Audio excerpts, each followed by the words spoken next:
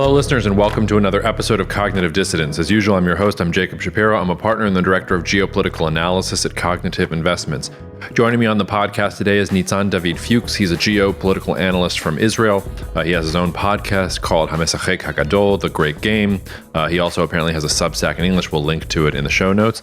Nitzan has been on the podcast before, and I really appreciate him making time to come back on and give us his perspective despite all the events and busyness that's going on in Israel. Before we get to the episode, I want to give the same disclaimer that I will give on probably all future episodes that deal with this conflict. If you are coming to this podcast to feel morally vindicated or righteous, or to have really solid ideas about who is good and who is evil and how to think about these things, this is the wrong podcast for you. Please shut it off. There are plenty of other podcasts out there that try and attack those things from a black and white perspective. My goal here, my personal goal, is to always to be objective, and then I'm also going to bring on guests who are going to bring their perspective as well. Nitzan is a geopolitical analyst like me, so he also has that commitment to objectivity. You can hear in his voice, though, at parts of the podcast, that it's hard to stay objective when this is happening to your people and to your own place. I maybe could have pushed back a little bit on some things that Nitzan said, but I really didn't feel like I needed to do that. I wanted to let him talk and to give that perspective while also still giving you that general and objective take on what is going on in the region in general. I do just want to say that I thought that there were 2 points that really stood out to me in the podcast. The first was what Nitzan said about how Saudi Arabia doesn't really want to normalize relations with Israel. It wants to normalize relations with the United States. And Israel is just a bargaining chip there. That resonated very deeply with me, and I hadn't heard it articulated quite that way, and I thought that was very insightful.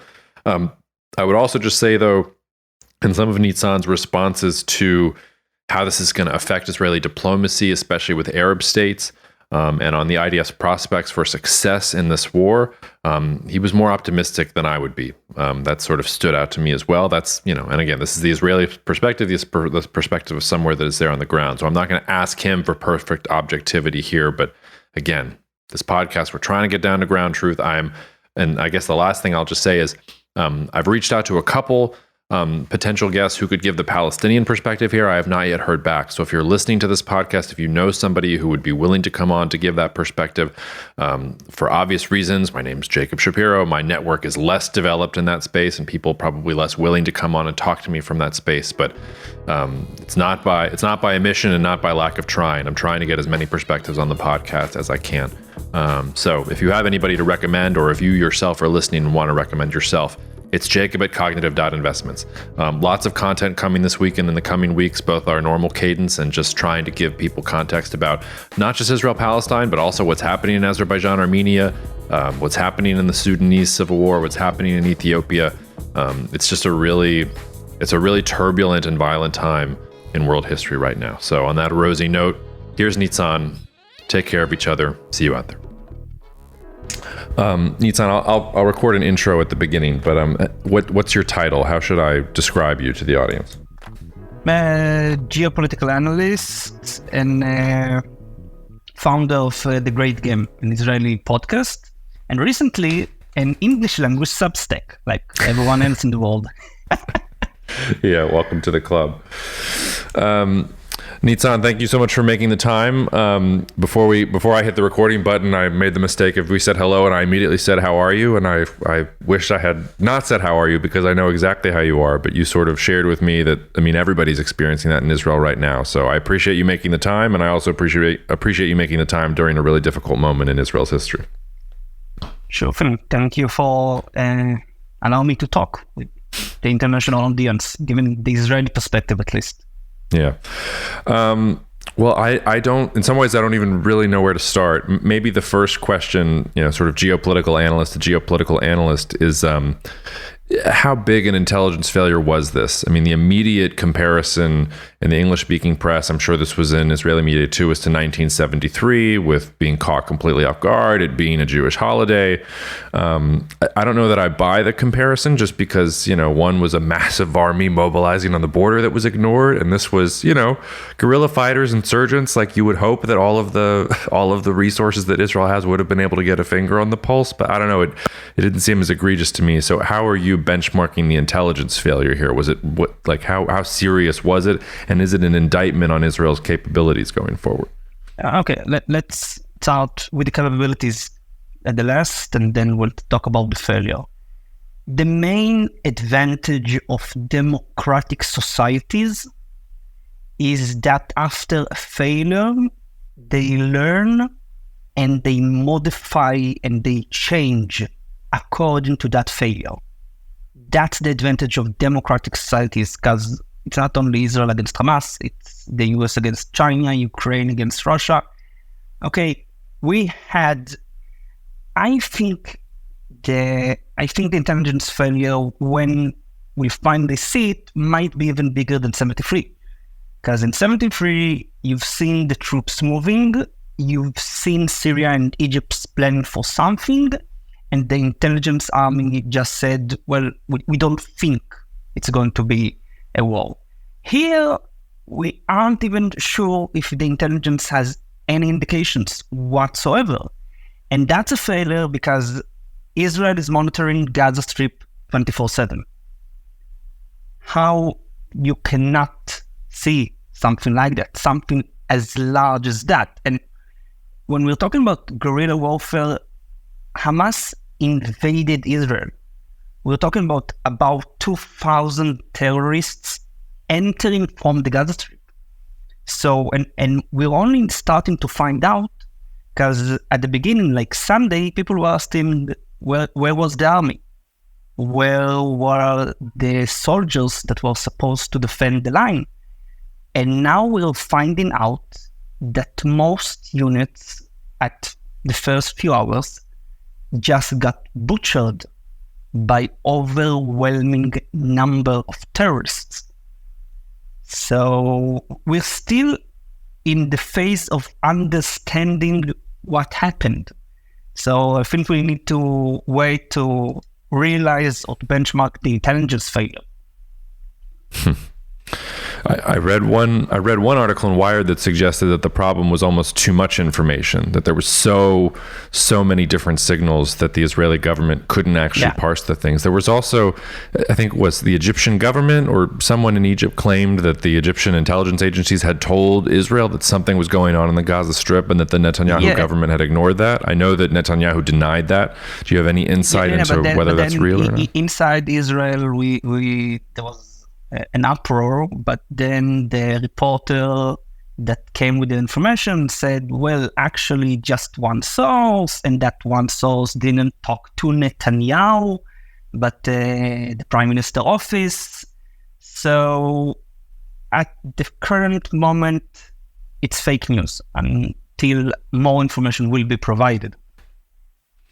Yeah, and we're recording here. It's about 6 a.m. here, local time in the United States. I wanted to make sure that Nitzan could do this at a time that was good for him. So, listeners, you're getting that rare glimpse of Jacob Shapiro without a cup of coffee. So, be careful. Yeah. But I know it's a little sort of. But the point is, like they finally sealed the border. Is that correct? It took them however many days, but the articles I was reading this morning before we got on the podcast, it looks like the IDF says, okay, we've sealed the border and the situation is now at least, I mean, not calm in the south, but like we have control. Is that also your understanding?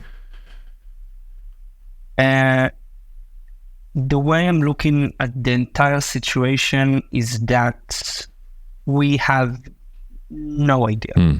Okay, I mean, the premises should be we have no idea what Hamas plans are and what its capabilities, and we can speculate what are his plans, what is his current strategic position. But I think from a policy perspective, and the surest point is also for the IDF, don't make any big claims. Mm-hmm. I mean, even if you think the border is sealed, assume that it doesn't. Just assume that it doesn't. Assume that they might pop up from somewhere, and make sure you have the troops there. Because we already got surprised once, and you know, the nasty thing about a black swan is that you're like, wow, that is a big surprise, but I can explain it. And then you forget that it's a black swan. So, you know, now the army is saying we've sealed the border. And then you get another black swan. And then they're like, oops, well, that's another surprise. But wait a second, we can handle it. So assume you don't know and act accordingly. Yeah, I hear you on the black swan thing, because in some ways it feels like a failure of imagination more than anything else. That Hezbollah was always the bigger threat that was looming, and Hezbollah had the capability to pull something off like this, not Hamas and not Gaza. That always thought, they're going to lob rockets, but there's nothing that they can really do. I want to get back to Hamas's strategic position, but before we get there, I know there have been a couple, rockets fired from the north. Hezbollah claimed some of the first ones. I think yesterday there was actually a firefight at the border up north, and that was Islamic Jihad. Yeah. Hezbollah sort of not claiming that one.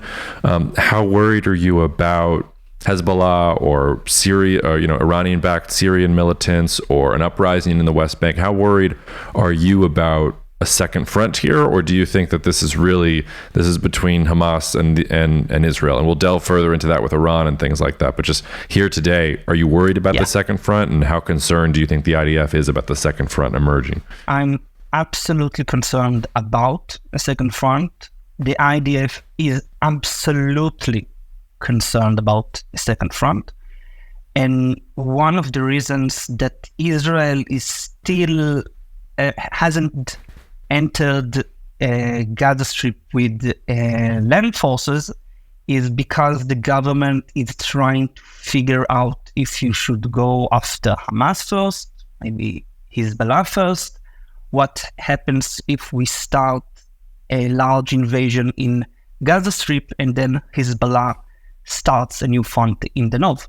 So it's a real scenario, and I think Hezbollah has an interest to make sure that Hamas continue to exist as a threat moving forward. Because if Israel can handle the threat from Hamas in Gaza Strip, will be freer to handle in any future war Hezbollah. So Hezbollah has a strategic interest in making sure Hamas survive this war. All right. Well, I want to come back to that question in a little bit, so we'll bookmark that sort of Israel strategic perspective. But you already raised, in some ways, the most confounding question of this entire thing so far for me, which is, what is Hamas's strategic goal? And I've seen everything from, this is the first pawn move by Iran in the beginning of World War III that begins in the Middle East, right down to Hamas had no idea they were going to have this much success, and it's like a dog that caught its own tail, and they didn't even know what to do with themselves once they were that successful, and sort of everything else in between. And sort of, as you said, it feels like Israel's war machine is mobilizing in a way it hasn't in my lifetime, really, that I have any living memory of. So those are the gears grinding, getting ready to obliterate Hamas. So all of these Hamas leaders, it feels like they've signed death warrants for themselves. So what do you think was the strategic goal here for Hamas? How do you explain what they want out of this at the end of the day? Okay, so we're good analysts. We'll start by examining the facts, and then we'll try to construct a theory based on those facts. That's how we work. So what we know currently is that Hamas is getting bombed, and getting massively bombed by Israel. And it has not shown any strategy whatsoever what to do about it. They haven't published any demand. We want that and that and that for the hostages. We're also not even sure that they know how many hostages they have. And we also know that they've taken American citizens. So now the US is involved. And I think today or yesterday was an interview with one of, let's call it one of the senior leaders of Hamas in Syria, that said that Hamas is also going to demand the release of some prisoners in the United States. So Hamas is willingly pulling the US into this conflict. So it's getting bombed by Israel, and Israel has removed the gloves. Israel is hitting them without any prior warning, hitting their targets, and they're pulling the United States in, because apparently Israel doesn't already have all the international support that it needs. And you look at that, and you're starting to wonder, and that's also the picture that is starting to come from questioning of prisoners, Hamas fighters that the IDF caught. They were not expecting that large of success. They were not expecting to have 2,000 men entering Israel and just not meeting any large force against them. The probable scenario is that they expected some resistance. They expected to take some hostages and then just pull back. And then Israel would bomb them for a few days, and then they'll have negotiations. I have 10 hostages, I want 30 prisoners, something like that. And they got the jackpot. They caught us off guard. They got luck and probably some intelligence failure combined, and Machiavelli would call it fortuna. Fortuna just shined on them. And now they have no idea what to do, because they have 100 hostages. Israel is not going to stop until they're obliterated. And they have nothing. They have no. Their options are either to surrender now or surrender later. They have no between. And one of the ideas that is not currently seems is that they succeeded too much. They succeeded too much. They were expecting for a limited success, limited reaction, and now they have a huge success and an unforeseen reaction from the Israeli side. Yeah, it's tough to parse that. I will say that, when you look at, and I talked about this in the podcast I did immediately afterwards, just the gut-wrenching and horrific and heinous videos that have come out of everything that happened. I was texting with a friend last night who was asking me about this. It didn't strike me as very coherent or organized. It sort of felt like, oh yeah, we're going to take these hostages, we're going to do this thing. It didn't look like a group that had decided, okay, we're going to take these people, we're going to take them back to Gaza, and we're going to negotiate. It looked like something kind of much different. You didn't mention Iran once in your explanation there. So how much credence are you putting on the idea that Iran was behind this, that this is part of some broader regional conflagration, that Iran is trying to get Israel bogged down in the Gaza Strip so that they can encourage Hezbollah and their Iranian-backed Syrian militias to go in? Where do you put Iran on the board here? Yeah, but I put Iran on the board. So again, simple theories. I don't need to assume that Iran has a master plan to understand that if Israel will get bogged down in the Gaza Strip, Iran will want to use that strategic opportunity to hit Israel. I don't need to assume a master plan for Iran to see a strategic opportunity. So the question of the master plan is not relevant at the moment. What I do think, and what I think is one of the main dilemmas of the Israeli government, is how you handle Hamas, how you liberate Hamas without getting bogged down inside the Gaza Strip. Because the Gaza Strip is a death trap. Hamas has for a decade and a half probably booby-trapped any building in there. They're probably well prepared for any large-scale invasion of Israel. So you want to hit them, you want to destroy them, you need to destroy them, but you can't get bogged down. And what I think Israel is also doing in the north is keeping the pressure on Hezbollah. Instead of Hezbollah deciding the tempo of the escalation, Israel is escalating and pushing Hezbollah and not allowing it to have the calm and the stability to prepare for another large-scale invasion.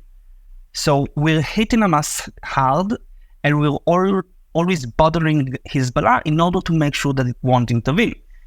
Now you ask what will happen if Hezbollah does intervene. Well, I think all odds are open. I mean, the United States might intervene for Israel. Iran would want to intervene with its Syrian proxies, even maybe it's Yemeni proxies, the Houthis, to help Hezbollah. You might have a regional war. And that's one of the main threat scenarios.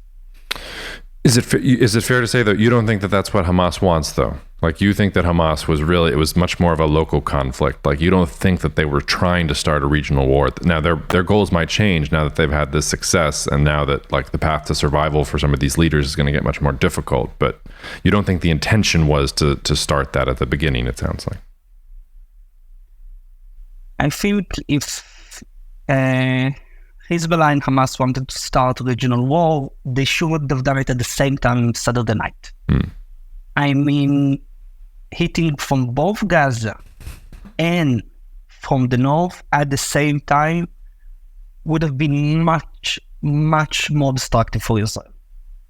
And then you could both control more villages in the Gaza Strip and take parts of the Galil in northern Israel.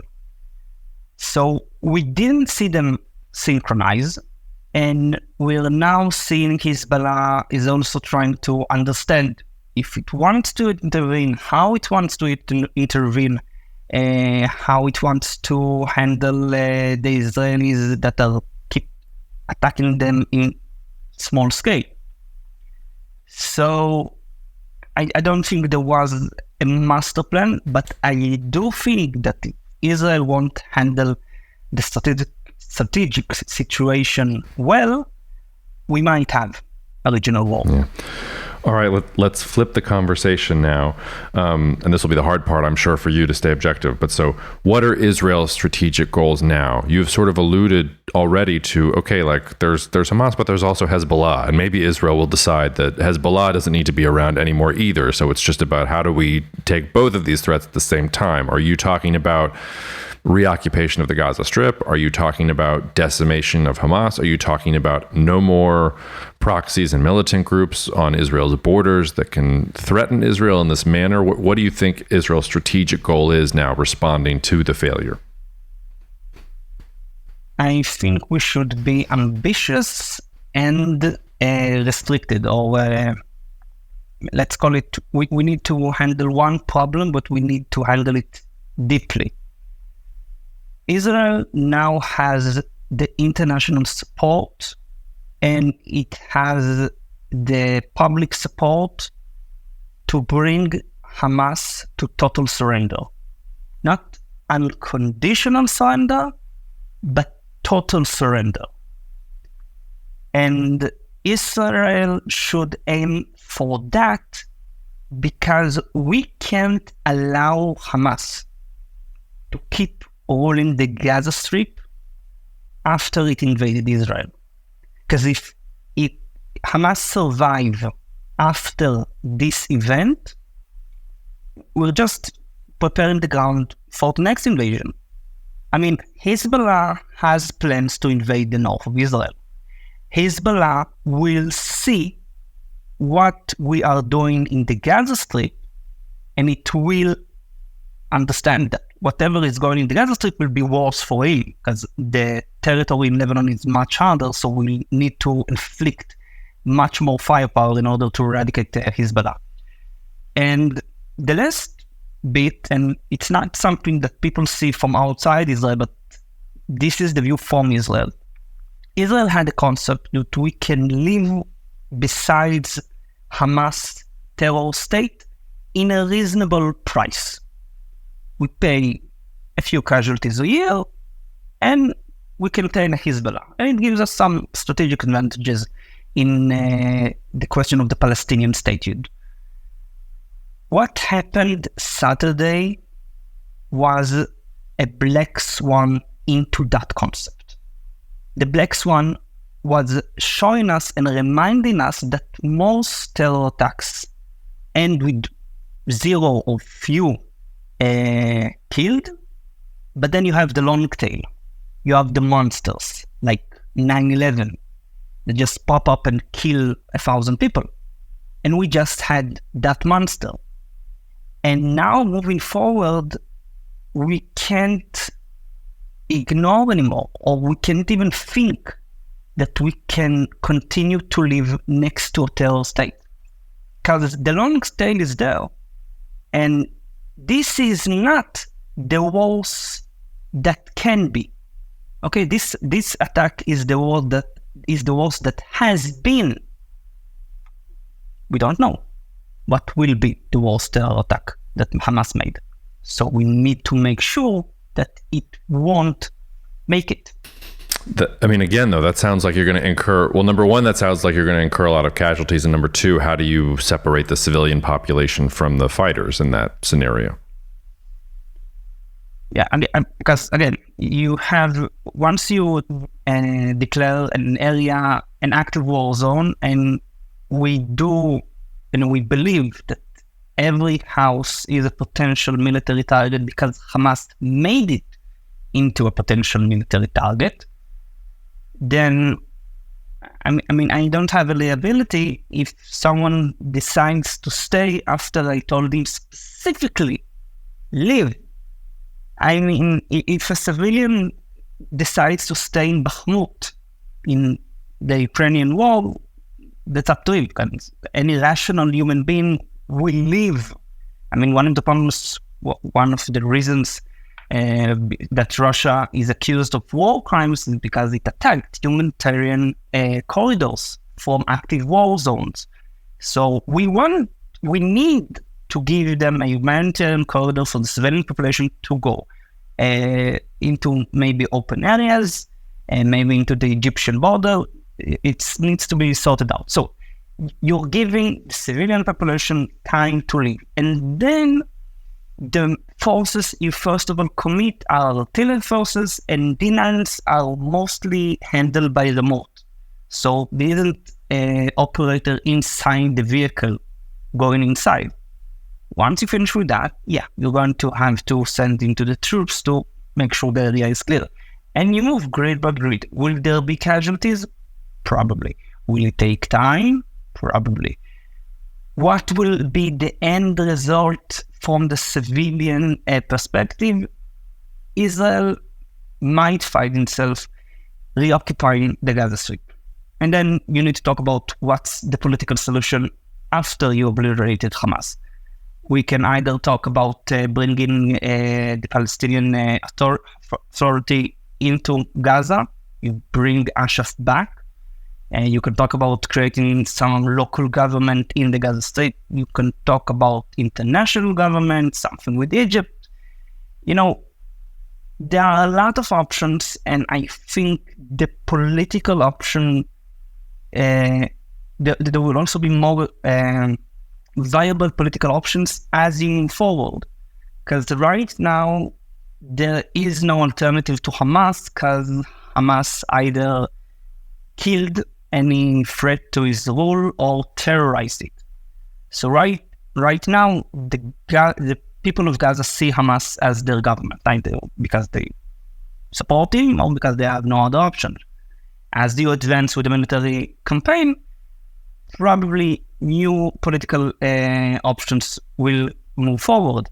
But the main point is, and again, this is the main point, Israel cannot allow Hamas to exist as a sovereign or semi-sovereign state in the Gaza Strip.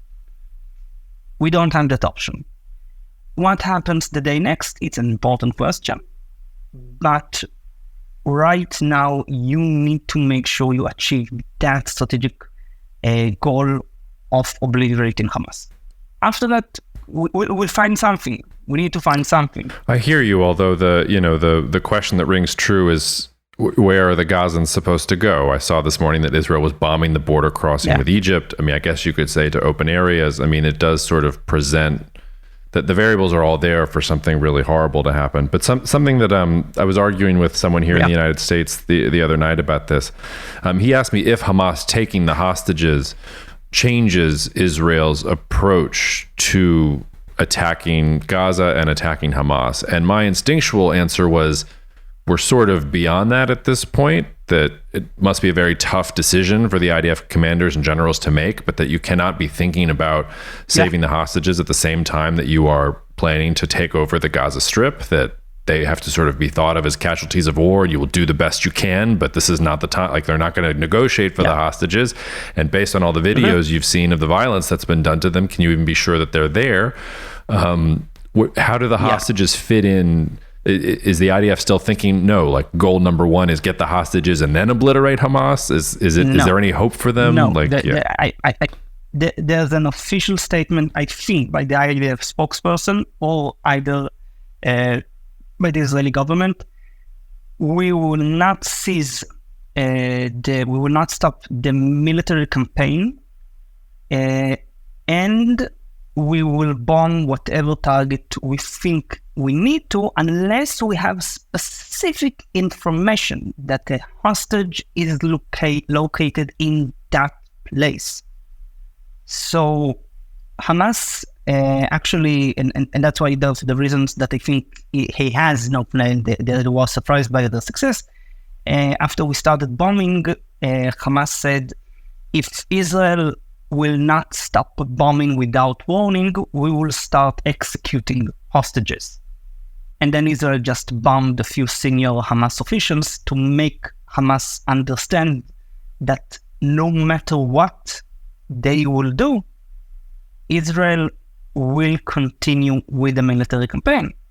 And again, that's the right strategic decision, and it's a very hard decision. It's a very hard decision. They don't have just, they haven't taken just soldiers. They have women, they have babies, they have small children. I am a father of a 2.5-year-old and a 1-year-old. Okay, I can't imagine what the parents of children in the Gaza Strip are going through.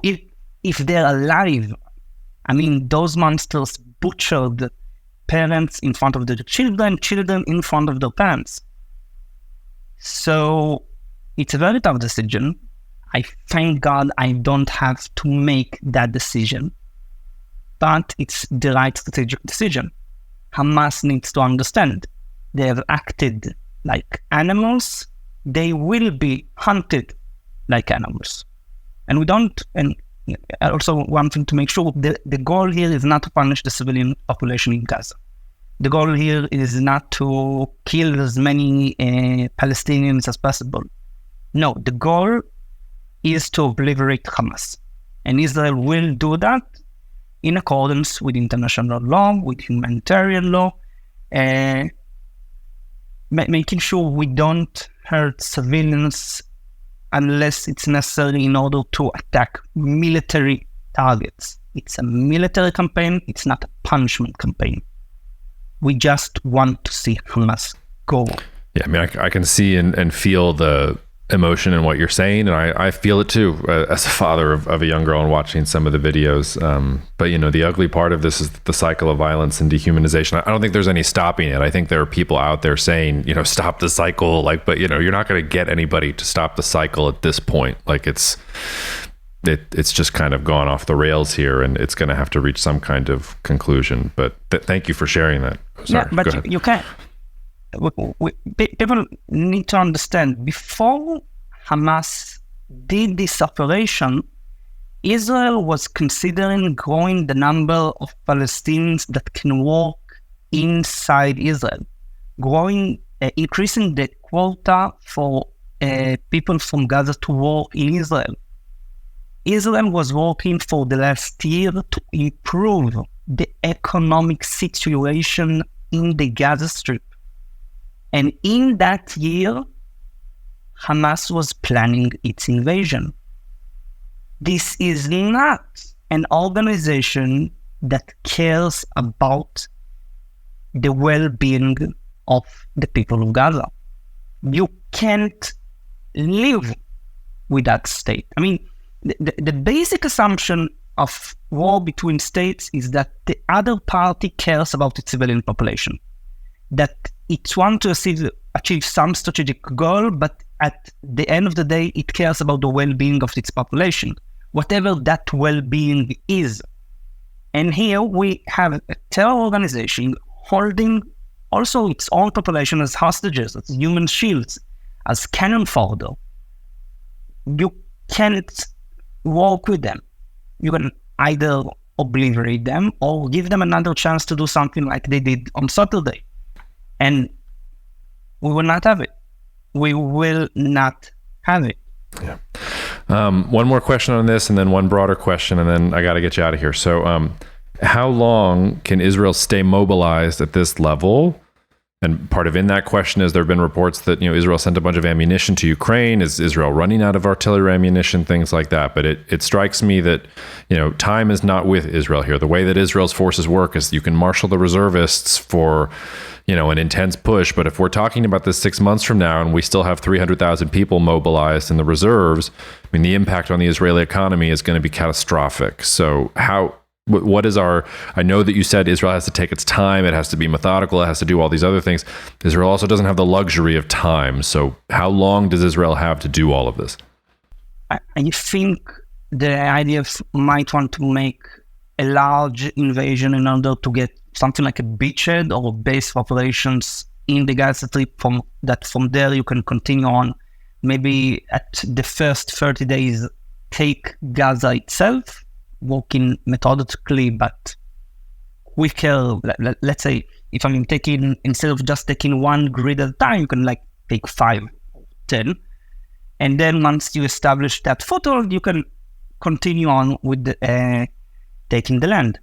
The second thing is, I think some of the reserves have been mobilized in order to make sure that Hezbollah won't intervene. And the question of how long does Israel will hold those forces is also dependent on how long Hezbollah will show signs that it wants to intervene in the current conflict. So if I have to guess, and also taking into consideration international support, I think Israel has about a month, 30 days for a big push in the Gaza Strip. And then after that, it will have to know how to manage a long campaign in the Strip with fewer forces. Because we can't, like you said, we can't hold 30,000 soldiers mobilized for too long. Yeah. Last question before we say goodbye. There's been a lot of speculation about how this is going to affect Israeli-Saudi ties, and I've, had a lot of skepticism about Saudi normalization in the first place and whether that's real or not. Could threaten the Abraham Accords, although, first statements from the UAE and some of these other countries actually looks more supportive of Israel than I thought. There have been a lot of rejoinders that, Arab public sentiment is going to be bad against Israel. It's already bad against Israel. And do these leaders actually care about what the Arab people say? The cynic in me says, no, these are monarchies and kingdoms and, authoritarians and blah, blah, blah. Yes, they have to push back somewhat. But, if you go back, one of the reasons the Palestinians are in the situation they're in is because no one's ever cared about them.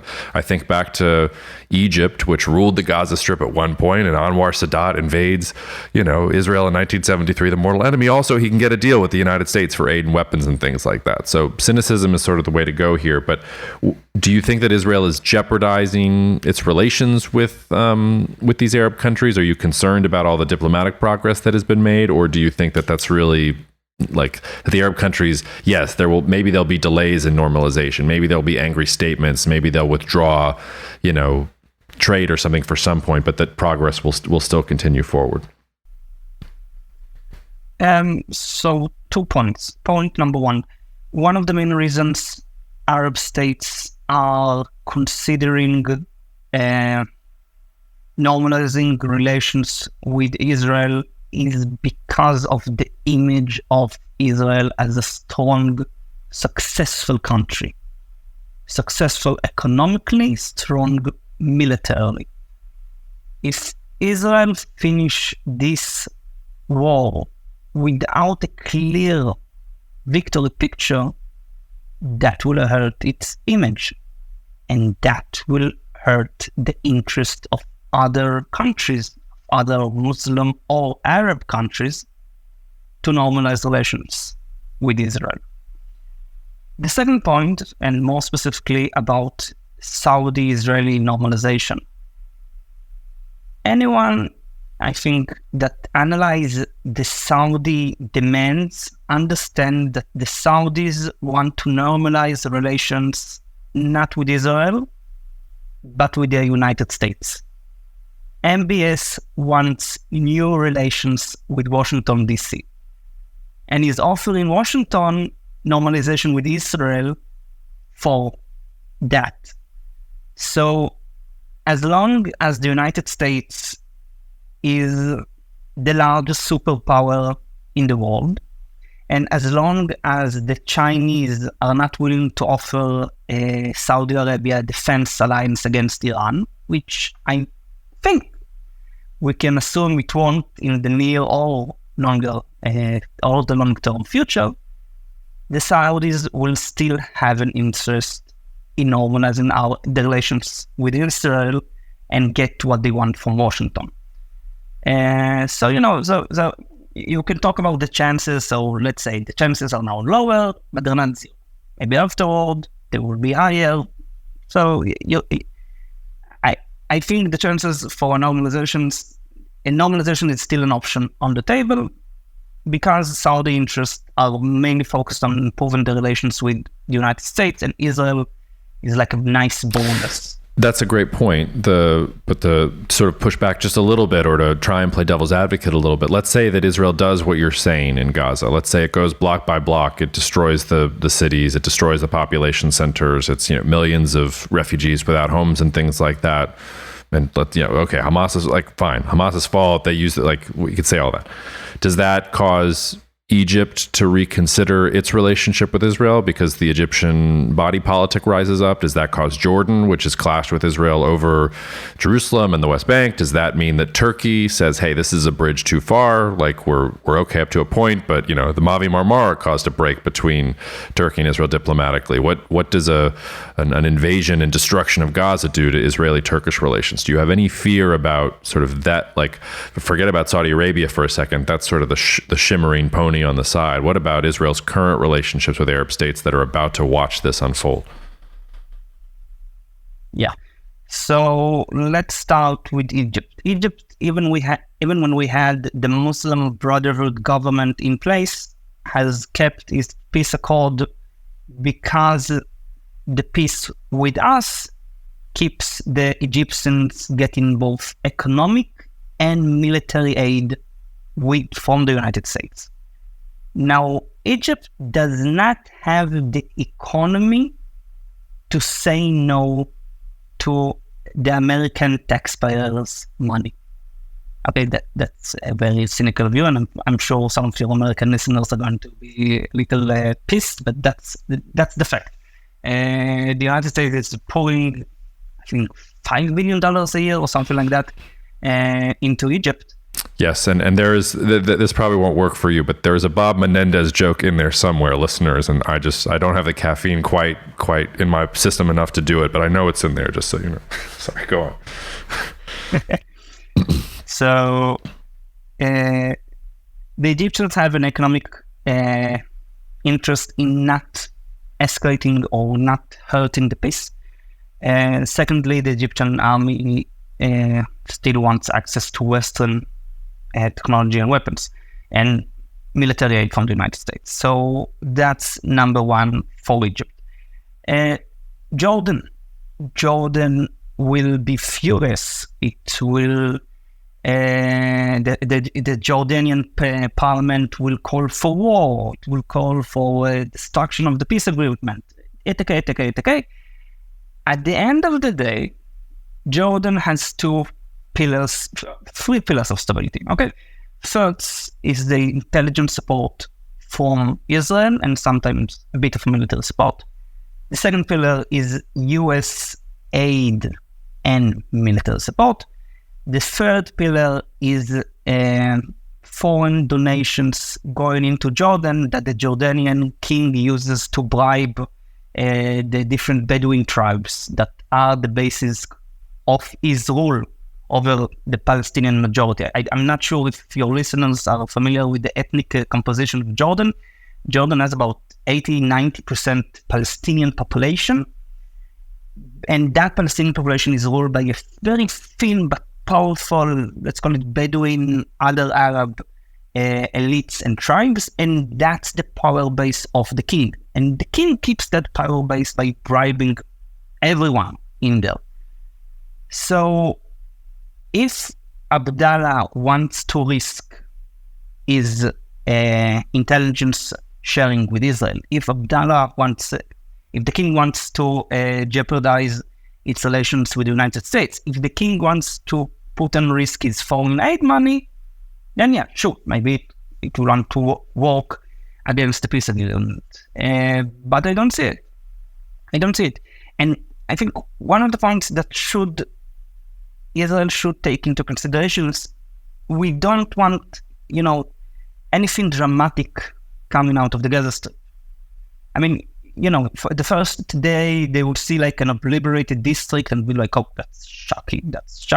The second day, it's like, okay, that's very bad. No, but on like the 10th day, the 30th day, I mean, Israel is not going to bomb civilian population. It's not going to like obliterate cities with people inside them. No, we're going to go street to street, let civilian population live, and then just bomb it and purge the area from any Hamas terrorists.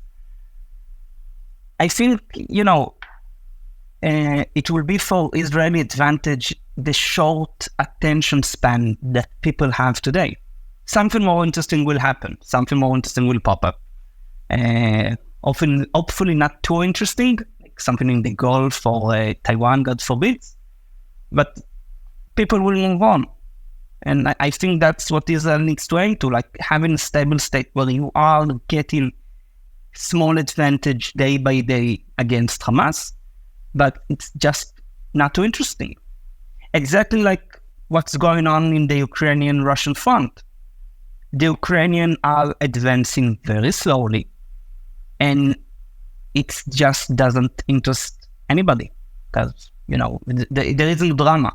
They're just walking from one defense position into another defense position. Yes, although ironically, you're describing the Russian strategy, not the Ukrainian strategy. The Russian strategy is that eventually people will get tired of this and will either ignore Ukraine or stop helping Ukraine.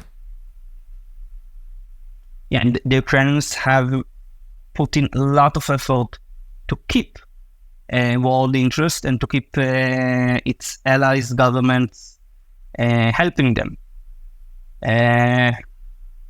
So, I don't think Hamas has either the capability or, let's make this one very clear, it does not have the moral ground to call for help like Ukraine is. Okay, I'm not Ukrainian Hamas, are two different actors, two different states, two different situations.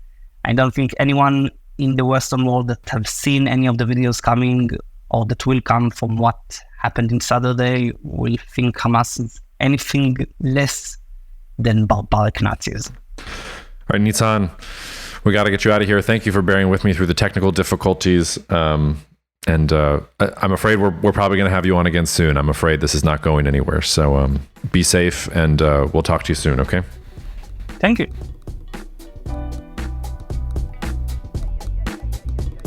Thank you so much for listening to the Cognitive Dissidence podcast, brought to you by Cognitive Investments.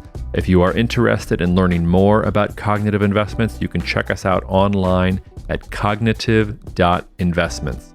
That's cognitive.investments.